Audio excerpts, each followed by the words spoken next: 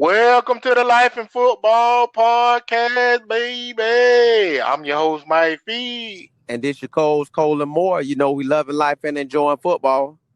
Top-notch coaches all over the world. Top-notch coaches all over the world. That's right. We got Coach Gabe Lynn for the Houston Baptist football program. And I'm telling you, he one of the best. And he was a player, y'all. He did a thing in Oklahoma, representing for Tulsa, Oklahoma. And guess what? He got day in and day out life and football in his life every day because his wife is an agent for the NFL. So just imagine every day he coaching, she doing her agent thing. So they got love and life and football all in the air, baby. And that's what we all about. But without further ado, I'm going to quit running my mouth and let Seymour bring the king of the South on. Coach Lynn, how you doing I'm today? doing good. Thanks for having me. Man, it's great to have you on. We definitely appreciate that. Glad to be here. Coach, I want to get right on it, Coach. When did you know that you actually wanted to be a coach? Because you was a ball on the field in college, you was a ball on the field at the high school level. And you made it to the NFL. So when did you know that coaching was actually something you actually want to do as well? It took a little time for me because I playing in college, playing in high school, playing in college. From high school, my goal was to get to college, and from college, my goal was to get to the pros. And so, once I kind of realized my days of playing were coming to an end, I started to think about other things, and I was still a little bitter. So I really wanted to get away from football, and then I went out and got a job and was out there for a little bit, and I was like, man, this ain't it. I missed the game, and originally I tried to come back playing. I started training and played a little bit of arena league, and then I was like, nah, maybe I'm I'm past this. I think it's time to do something else. And then one of my mentors, he's a former OU player as well, Jarrell Jackson. He told me about coaching, a coaching gig he had where he was at the time, and helped me get on. And it kind of took off since then.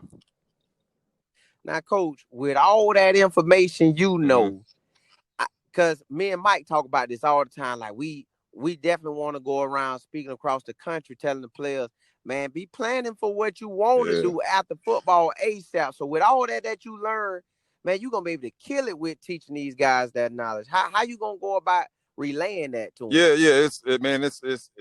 It's a blessing really because like I said, it's something I've been doing since I was a little kid, and I got to learn from some of the greatest in the game from little league all the way up. So it's a pleasure, man. It's a joy to just get out there and share with the young guys what I know and what I've been through, and then make it make sense to them, so they don't have to go through some of the hurdles that I went through or some of the guys around me went through. So try to coach them up, not just on the field but also in life.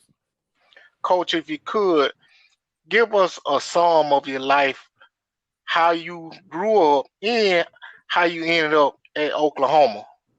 Yeah. Okay. So I grew up with two parents, my mom Rhonda and my dad Tyrone.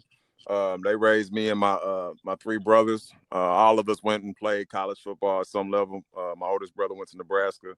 My brother under me went to Arkansas, and then my youngest brother went and played junior college ball. Had to stop due to some injuries, but we grew up in a football household. My dad was the disciplinarian; he was the coach. He got after us, but I mean, loved us at the same time. So was definitely grateful for him. He wasn't just my dad; he was the neighborhood dad. You know what I'm saying? So all my teammates and friends that didn't have a pops, he was that guy to them. So then my mom was a soldier as well. She held it down and did her thing, but grew up in that type of household. Went and started getting recruited in high school. My brother was All-American. I kind of followed his footsteps. Got recruited, and it was tough, man. It was I was getting recruited by just about everybody in the country, but two places I ended up liking the most was Oklahoma and then University of North Carolina, because the late great John Blake was recruiting me up there, and he was the truth as a recruiter. Great family man. And he recruited me out there, but I ended up wanting to stay close to home and ended up going to the University of Oklahoma.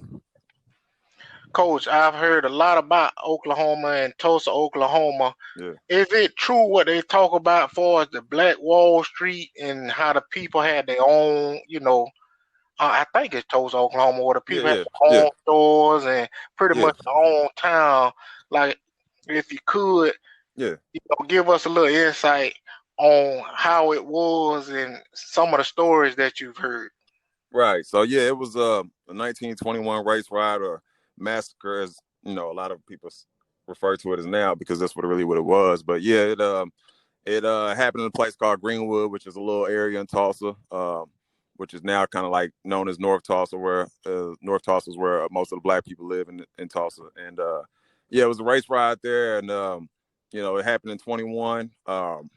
Divided the city. There was 13 Black millionaires. It's talking about in the 13 Black millionaires in this little bitty area. So they had their own movie theaters, their own grocery stores, um, doctors, all that. All that. Matter of fact, Booker T. Washington came down there and was like, "Wow, Tulsa should be what every city is striving to have." A Greenwood district like here in Tulsa. So it was something special, and obviously, hate kind of messed that up. Not kind of, it destroyed it, and unfortunately, 100 years later, you still see, you still see the discrimination, you still see the racism, all that stuff in the city of Tulsa that kind of was birthed back in 1921. Now, Coach, with you being at Houston Baptist, that's still, because y'all used to have the Dallas game where y'all playing in the Texas Oklahoma game. So how does it feel to be in the state of Texas getting your coaching Yeah, on? it feels great, man. I love Texas. I love it. It's I'm not too far from where I grew up in Oklahoma, but it makes it easier. My pops is from here, so I got a lot of family here, and my family and my parents ended up moving back, and now me and my wife here, so it feel like home, But it was always, I see a lot of Texas fans and A&M fans, so I always got to do my mess talking, but I love Texas. And Coach, on another tip, for them players to have a DB coach who did it at every level they want to do it at, I know the buy-in has to be truly easy, because it ain't like they could look at you and say, "Oh, he never did it. He used to be an offensive tackle. Now he coaching DBs. Now you did it and done it at the highest level." So how does the relaying the message go to? Yeah, it's pretty smooth. That's something it makes it easy. My job easier. I don't always have to.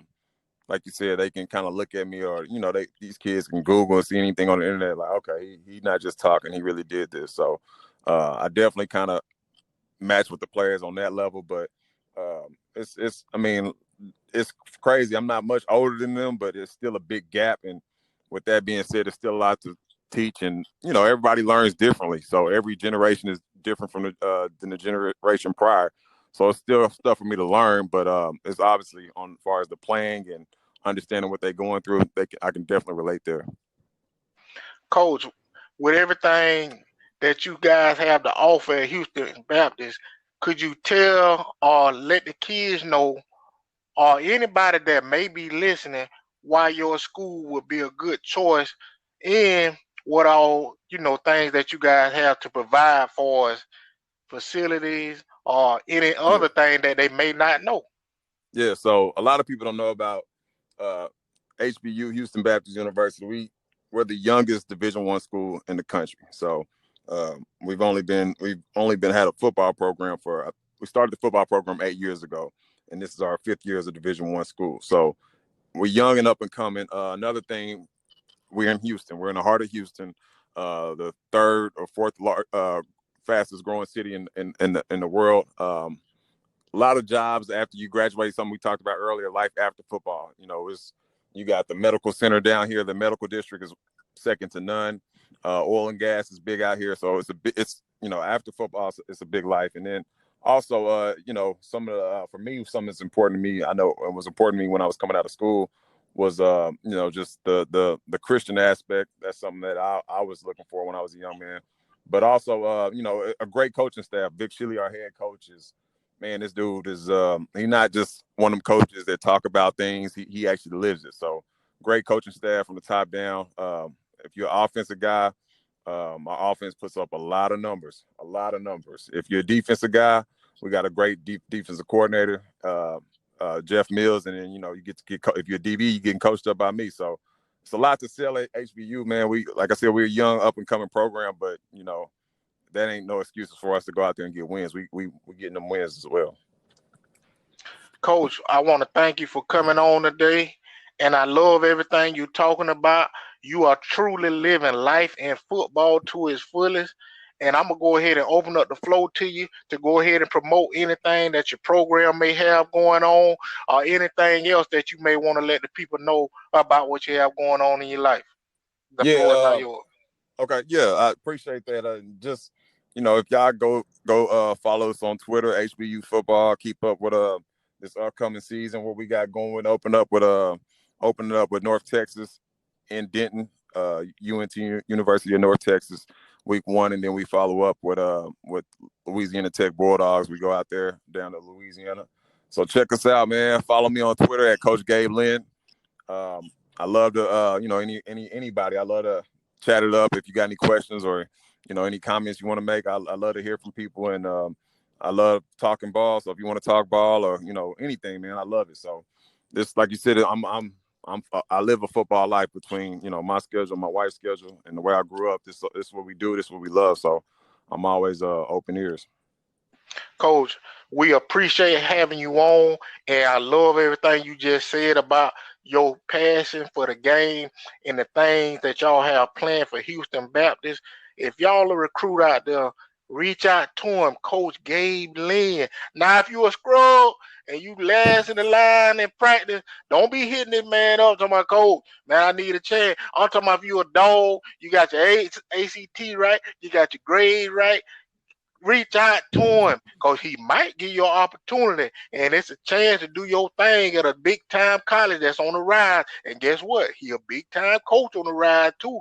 He might be in the head man spot one day, so you better start reaching out to him now, because I'm telling you, I love everything I just heard from this young man. I'm a young man, too, but guess what? He a man with a plan, and he going to be handling business out there on that coaching scene. So I'm going to leave y'all like I always leave y'all. Keep your head up and not down, or else you'll fall to the ground. This is the Life in Football Podcast. Get you next time.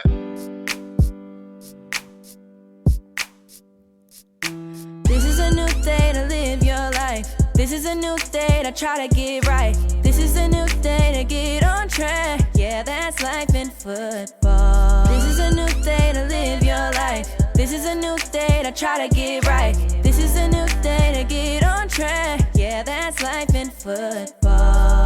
It's life in football.